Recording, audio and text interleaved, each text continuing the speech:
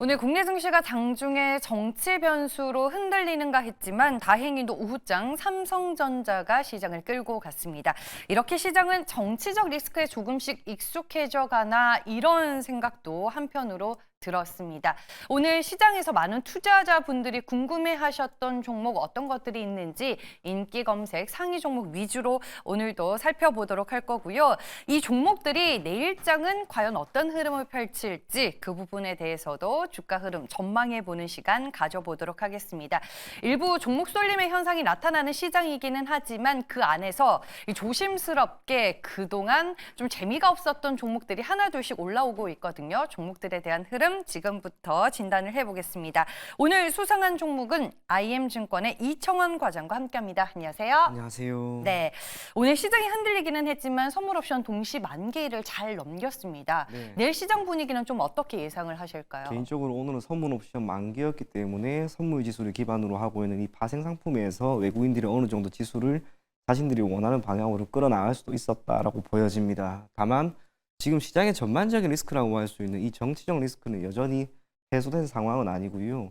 시장이 크게 올라가거나 또는 하락하기 위해서는 결국에는 삼성전자의 주가 흐름에 대해서 우리가 계속해서 살펴볼 필요가 있는데, 최근에 D램 가격, 특히 낸드까지 포함을 해서 지난 8월부터 계속해서 전월 대비 약세 흐름만 보이고 있습니다. 삼성전자가 턴을 하기에는 힘든 상황이다라고 하는 것은 결국에는 코스피 지수 자체는 오르기는 아무래도 제한적이지 않을까라고 보여지고요. 기타 섹터가 얼마만큼 잘 버텨주는지에 따라서 지수 자체의 흐름도 여전히 결정이 된다 하더라도 앞서 이야기한 것처럼 정치적 리스크는 여전히 남아있다는 것, 그걸 감안하였을 때 오늘까지 오른 것은 정말 땡큐이긴 하나 내일부터 한편으로 시장은 또 밀리지 않을까, 저는 그렇게 생각을 하고 있습니다. 네, 알겠습니다. 시장 여전히 좀 신중하게 접근해야 한다라고 얘기를 해주셨습니다. 네, 지난주 종목에 대한 적중률 어땠는지 확인해 볼게요. 시장의 변동성 속에서도 90% 적중률 만족하십니까, 과장님? 아닙니다. 저는 100점이 언제나 목표입니다. 네. 욕심도 많으시군요. 알겠습니다. 오늘 이제 T사의 어플을 활용해서 전체적으로 많은 관심을 받았었던 테마, 뭐 정치 테마, 제약 바이오, 여기 이제 화장품까지 있었고요. 종목으로 확인해 보겠습니다. 네, 펩트론이 빠질 수 없습니다. 오늘 펩트론으로 시작을 해서 펩트론으로 끝나는 국내 증시가 아닐까 싶은데 많은 분들이 펩트론에 대해서는 상당히 긍정적인 의견을 주셨거든요. 네. 과장님도 내일장 고로 보실까요? 예, 오늘이 끝이 아닐 것이다. 우선은 그렇게 생각을 하고 있습니다. 네. 이게 지금 이슈가 부각이 될 만한 변수, 우선은 사이즈 자체가 큽니다. 연관되어 있는 기업은 지금 크게 세 가지죠. 1차적으로 SK, 팜테코, 해외 대형 제약사로부터 대략 GLP-1 계열의 비만 치료제 신제품에 대한 원료 의약품 공급 계약이 체결이 되었습니다. 규모 자체는 최소 1조, 최대 2조인데 우선은 지금 뉴스 등에서는 계속해서 최대 2조라고 하는 이 부분에 부각을 좀 두고 있는 것 같고요. 덴마크의 노보노디스크 같은 경우에는 원료 의약품에 대한 부분도 자체적으로 생산을 다 하죠. 반면 일라일릴리 같은 경우에는 그러지는 않습니다. 그러다 보니 이 정도 수준의 투자를 할 수 있는 기업은 일라일릴리밖에 없을 것이고, 그 가운데 SK팜테코가 직접적으로 밝히지는 않았지만 시장은 지금 일정 부분 유출을 해 나가고 있는 그런 상황입니다. 펩트론은 이제 SK팜테코와 또 연관이 있습니다.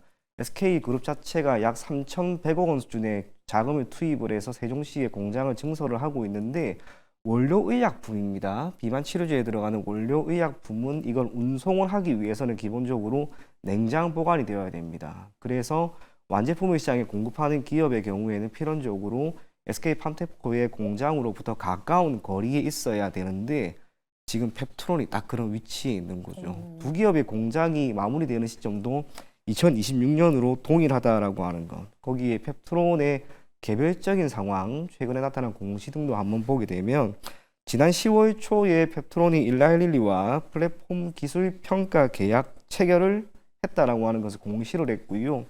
유증에 대한 정정 신고서를 통해서도 PT404라고 불리는 임상약물에 대한 시작 부분도 내년에 진행이 될 것이다라고 하는 점이 부각이 되었습니다.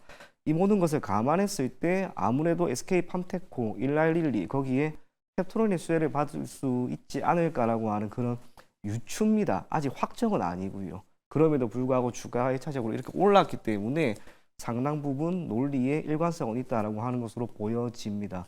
주가 흐름도 오늘 강했습니다. 저도 펩트론 오늘 장 초반부터 쭉 봤는데 11% 이상의 시가를 띄웠는데 이 친구가 그거를 무너뜨리지 않고 종가까지 계속 치고 올라가서 결국에는 상한가입니다. 만약에 오늘 장이 지금 마무리가 되지 않았더라면 그리고 상승력에 있어서 제한이 없었더라면 저는 이 흐름은 더 이어졌을 것이다 라고 생각을 하고요. 기존의 비만 치료제와 관련된 기업이었는데 1차적으로 위고비의 출시 이후로 모멘텀은 잃어버렸습니다만 다시 지금 또 부각이 됩니다. 그래서 오늘 블루엠텍 같은 기업도 주가가 크게 오르는 점, 펩트론은 52주 신고가가 또 목전에 있기 때문에 저는 적어도 지금 이 이슈에 따라서 52주 신고가를 다시 한 번은 경신할 것이다 그렇게 생각을 하고 있습니다. 그래서 펩트론 내일도 주인공이 될 수 있기 때문에 그 의견 드리도록 하겠습니다. 네, 알겠습니다. 만약에 SK팜테코가 상장이 되어 있었으면 그 종목이 상한가를 가지 않았을까 네. 싶은데 일단 펩트론 최대 수혜 종목으로 거론이 되는데 오늘 하루짜리 상승에 불과한 게 아니다. 더 이어질 수 있다라고 그 의견을 주셨습니다. 다음 두 번째 수성한 종목 보겠습니다. 두산 에너빌리티입니다. 두산 밥캡과 두산 로보틱스의 분할 합병 계획이 무산이 됐습니다. 네. 그로 인해 오늘 주가 반등하기는 했는데 내일 흐름 어떻게 보세요? 개인적으로 꼭 그것 때문에 다 오른 것은 아닌 것 같고요. 시장에서는 이미 공공연하게 이야기가 오고 갔었으니까 기본적으로 두산 에너빌리티가 보유하고 있던 두산 마켓의 지분을 두산 로보틱스로 넘긴다라고 하는 것은 예전에도 발표를 했었습니다. 지금 두산 로보틱스가 실적이 안 나오죠. 연초부터 시작을 해서 3분기에는 실적이 턴을 할 거다라고 이야기를 했습니다만 우선은 그러지를 못했으니까 그것을 해결하기 위해서 두산 마켓을 우선은 연결 자회사로 편입을 시키자라고 하는 거. 그 계획이 무산이 되면서 두산 에너빌리티는 우선은 주가는 올랐습니다만 기타 기업들의 주가는 그리 좋은 편은 최근에는 역시나 아니었죠. 사실상 두산 에너빌리티라고 하는 기업은 지금 단순하게 두산그룹의 기업 구조 재편안이라고 하는 변수를 생각을 하기보다는 이 정책주입니다. 지금 현 정부의 정책주죠. 그렇죠. 네. 그것 때문에 주가가 지금 많이 밀렸습니다. 그래서 오늘 나타난 반등은 최근에 주가가 많이 밀렸기 때문에 나타난 일시적인 반등, 저는 딱 그 정도로밖에 보이지 않았습니다. 1차적으로 정치적인 리스크는 여전히 대두가 되고 있고 현 정부가 정책적으로 끌고 가는 하나의 산업입니다. 아쉬움이 클 수밖에 없습니다. 그래서 두산 에너빌리티는 스탑 의견 드리도록 하겠습니다. 네, 알겠습니다. 지수 반등과 함께 일시적으로 나온 반등에 좀 불과하지 않을까라고 조심스럽게 의견을 주셨습니다. 수상한 종목 고엔스톱 세 번째로 살펴볼 종목은 바이오플러스입니다. 필러 관련주로 뭐 휴젤, 휴메딕스만 있는 게 아니라 바이오플러스도 있는데 많은 분들이 모르시는 것 같더라고요. 네. 아닌가요? 저만 그런가요? 저도 잘 몰랐다가 네. 최근에 알았습니다. 아, 그래요? 필러 같은 경우 동사 같은 경우 필러가 차지하는 비중이 거의 딱 70% 정도 우선은 나오는데 기존의 실적은 그리 좋은 편이 아니었습니다만 최근에 11월경에 리포트가 한 개 딱 나왔습니다. 4분기에는 조금 많이 다를 것이다 라고 하는 점. 그게 어제 오늘 부각이 되면서 주가는 1차적으로 크게 올라가는 모습을 보이고 있고요. 4분기 실적 기대감이라고 하는 것은 3분기까지의 연장선상입니다. 3분기까지 기본적으로 영업이익률은 대략 28.7%로 높은 수준을 유지하고 있었으니까 여기에서 매출액만 조금 크게 나올 수 있을 만한 변수가 나오면 영업이익은 더 크게 개선이 될 가능성이 있다고 하는 거죠. 해외 시장입니다. 국내 같은 경우에는 2026년까지 필러 시장의 규모가 대략 2,050억 원 정도 수준이나 글로벌은 대략 10조가 넘어갑니다. 그중에서도 동사의 경우에는 최근에 중국 그리고 브라질 이쪽에서 어느 정도 영업망을 계속해서 확충해 나가고 있고 그 모든 것들이 4분기 실적에는 잡힙니다. 3분기까지는 이게 안 잡혔어요. 그러다 보니 4분기에 실적이 좋아질 것이고 영업이익이 완전히 개선될 것이기 때문에 사전에 주가가 오르는 게 아닌가 그리 보여집니다. 주가 흐름이 좋습니다. 결국에는 이 종목도 52주 신고가 지금 목전에 있기 때문에 저는 하루 이틀 정도만 돌파를 할 것으로 보여지나 올라가는 힘 속에서 제가 느끼기에는 거래량이 그렇게 많이 실리는 것도 아니었기 때문에 52주 신고가를 한 번은 경신하고 밀릴 것 같습니다. 그래서 단기적으로는 여러분들이 하루 이틀 정도만 딱 더 보자 그런 관점에서 그 의견을 드리겠으나 끌고 가는 것은 조금 자제할 것을 권해드리겠습니다. 네, 내일을 포함해서 단기적으로 나는 고로 본다라고 투자 의견을 주셨습니다. 다음 종목은 카페24입니다. 실적에 대한 기대감이 있는 종목인 걸로 저는 이제 네. 알고 있는데 오늘 그것 때문에 올랐어요? 네, 다른 이유는 찾아보니까 좀 없는 것 같고요. 사실 네. 카페24도 지금 실적입니다. 지금 시장은 정치적 리스크로 참 어려운 상황이긴 하나 그래도 실적이 개선이 되는 게 뚜렷한 기업에 대해서는 나름대로 외국인들의 매수세가 지금 붙습니다. 동사도 지금 그중에 하나의 기업이다라고 생각하시면 좋을 것 같고요. 최근 3년 동안의 실적이 좋지가 않았습니다. 2021년, 2022년, 2023년까지 영업이익 기준 적자를 보였는데 올해 우선은 3분기까지의 실적은 참 괜찮고요. 4분기까지 포함을 하게 된다면 영업이익은 대략 250억 원 수준이 전망이 됩니다. 배경으로 자리 잡을 수 있는 것은 총 상품 판매량, 이게 지금 계속해서 늘어나는 거죠. 3분기까지는 우선은 9조를 넘어섰습니다만 이게 4분기까지 포함을 하면 1차적으로 12조가 넘어가지 않을까라는 전망이 나오고 있습니다. 사상 최대입니다. 동사는 소비자가 주가 되는 게 아니라 판매자가 주가 되는 그런 플랫폼을 구축을 하고 있는데 이 판매자의 규모가 그리고 이 수가 계속해서 늘어나다 보니까 온라인 상거래 시장이 판매자 위주로 구성이 되면서 오히려 가격 경쟁력이 생기고 이를 기반으로 수수료 수익이 확장되는 모습을 보이고 있습니다. 3분기 같은 경우에는 인건비에 대한 절감도 대략 13.8% 정도 나타났기 때문에 4분기에 매출만 조금 잘 나온다면 영업이익은 시장이 생각하는 것보다도 저는 더 나오지 않을까 그렇게 생각을 하고요. 주가 흐름이 참 마음에 듭니다. 제가 개인적으로 참 좋아하는 그런 흐름인데요. 최근에 11월부터 시장 참 안 좋았습니다. 네. 코스닥 8% 넘게 빠졌는데 동사 주가 무려 37%나 상승을 했고요. 최근에 주가의 변동성이 막 큰 종목들은 우리가 대응을 하기 힘듭니다만 카페24 같은 경우에는 스멀스멀 올라가죠. 이런 기업들은 여러분들이 편안하게 담는다 하더라도 그게 변동성이 큰 편이 아니기 때문에 투자에 따른 손실을 충분히 이겨낼 수도 있지 않을까 그리 보여집니다. 그래서 카페24는 그 의견을 드리겠고요.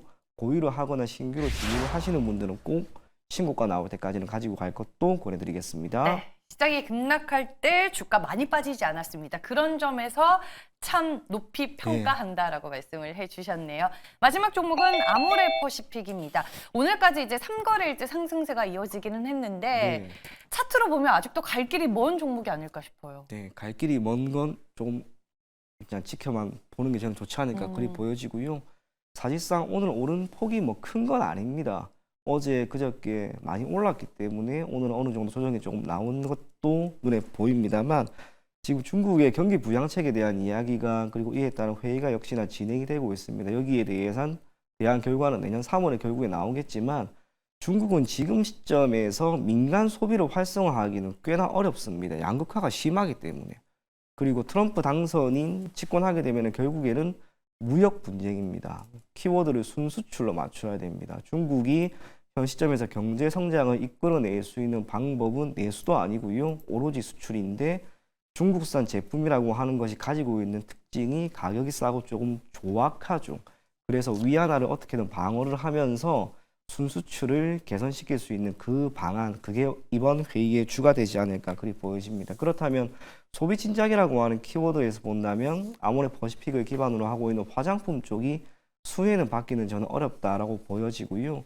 최근에도 경기 부양책에 따라서 중국 관련된 기업들의 주가가 단기적으로 오른다 하더라도 아모레퍼시픽 최근 6개월 주가 흐름 보면 역시나 약세인 거죠. 그래서 긍정적으로 보기는 힘듭니다. 다만 이것 또한 단기적으로는 한번 기대는 해볼 만한 게 지난해 똑같은 이 회의가 12월 8일에 열렸는데 그때 이후로 아모레퍼시픽, LG생활건강 주가 저점 대비 15% 다 올랐습니다. 단기적으로 공략하는 것은 그래도 괜찮다라고 보이나 중장기적으로 끌고 가는 것은 어렵다. 그래서 스탑 의견 드리도록 하겠습니다. 네, 알겠습니다. 아모레퍼시픽까지 고인스탑을 통해서 투자 의견 정리를 해봤습니다. 나머지 종목들은 어떤 의견을 가지고 계실지 볼게요. 오늘 대창과 세경하이테크 그리고 두산에너빌리티, 아모레퍼시픽 네 종목에 대해서 스톱 의견을 주셨고요. 고를 주신 종목 가운데 네. 좀 실질적으로 네. 매수해봤으면 하는 베스트 종목 뭐가 예. 있을까요? 카페24요. 카페24. 아, 오늘 많은 투자자분들 그리고 시청자분들이 눈치를 챘어요. 예. 차트가 좀 예쁜 것 같다라고 얘기를 예. 하니까 많이 차트를 둘러보셨는데 예. 가격 전략 위주로 좀 들어볼게요. 그러면. 목표가는 우선은 신고가입니다. 43,000원, 손절 가격은 32,000원인데 아까 이야기를 드리지 못한 것 중에 하나가 지금 동사는 외국인 기관 계속해서 들어옵니다. 이렇게 움직임이 나오다가 한번 딱 장대 양봉이 나올 거예요. 그러면서 저는 신고가를 경신하고 그 배경으로 자리 잡을 수 있는 게 우선은 실적이기 때문에 큰 부담은 없다라고 하는 것을 감안해서 카페24 내일 시가에 한번 공략해 보시고요. 43,000원까지는 한번 끌고 갈 것을 보내드리겠습니다. 네, 알겠습니다. 수급도 좋다라고 얘기를 해주셨고 전고점까지 여러분들 잘 지켜보시길 바라겠습니다. 지금까지 IM증권 이청원 과장과 함께했습니다. 고맙습니다. 감사합니다.